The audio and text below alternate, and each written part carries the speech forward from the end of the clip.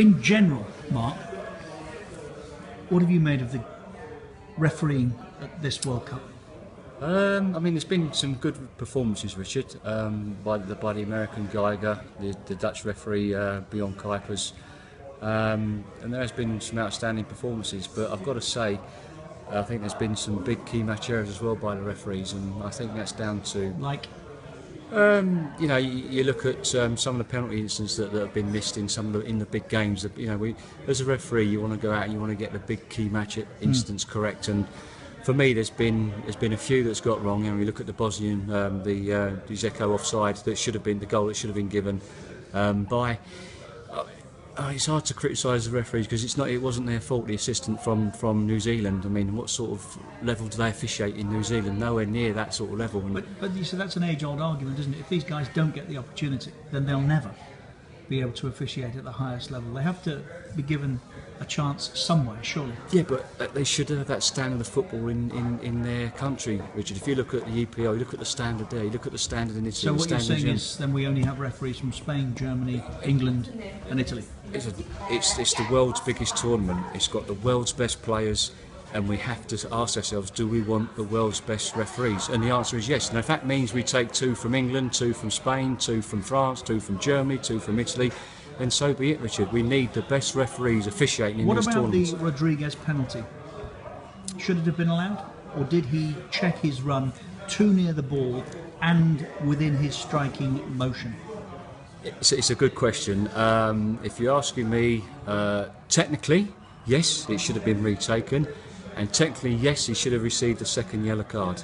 But he was already booked, wasn't he? But he's already booked, and so what you're doing, no referee would have asked that to be retaken and sent Rodriguez off for a second. So you're admitting you guys bend the rules depending upon the circumstances? Well, no, what you're doing, you're managing, you're going out there, Richard, you're managing the game, you're managing the event, you're managing the players. You're bending the rules? And no, it's not bending laws, it's managing. You can manage.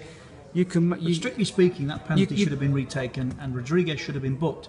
He wasn't because he'd already been booked and no referee's going to send him off. That's what you're saying. Yeah, if you look at that game, Richard, you know, you can manage technicalities, you can manage technical cautions where no one wants to see.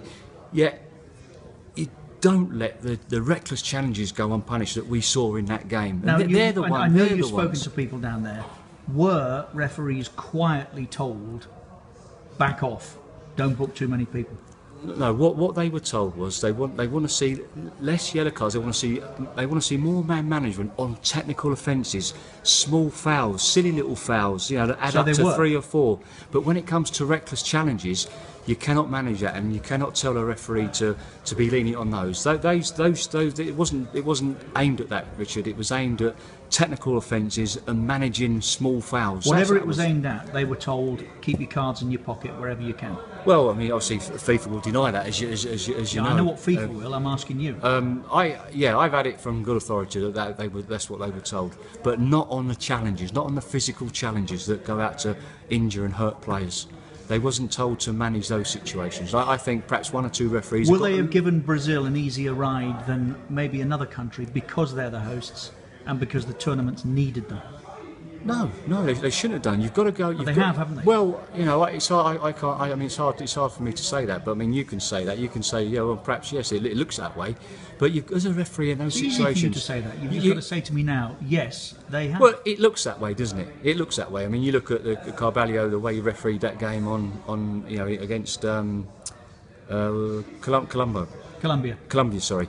And you can say there's an argument for that. There is a definite argument for that. But you can see he wasn't mentally strong, he wasn't mentally tough, because for me, when he cautioned Silva, that was through the Colombians getting into him at half time. And I said to you, for me, that wasn't a yellow card. That was just a technical offence that he could have managed. Now, if he'd have cautioned when he should have cautioned in the first half, that wouldn't have happened. Silva wouldn't have been missing, and also Neymar would not have been missing these semi-finals. Was that not only was it a booking offence? Should he have gone? No, I mean in real time, it looks a caution for a reckless challenge. You know, But it's an intentional challenge, isn't yeah, it? he had no. I mean, when you look at it, you can argue against a red card. Of course you can, because he had no intention of playing that ball. He couldn't play the ball. He just couldn't play the ball, so he shouldn't have made that challenge. It was. You can say it was excessive force endangering a player's safety, and it was. He got carried off. Trust me, we'll come back to you before the tournament ends. For the time being, Mark Halsey, thank you, my friend.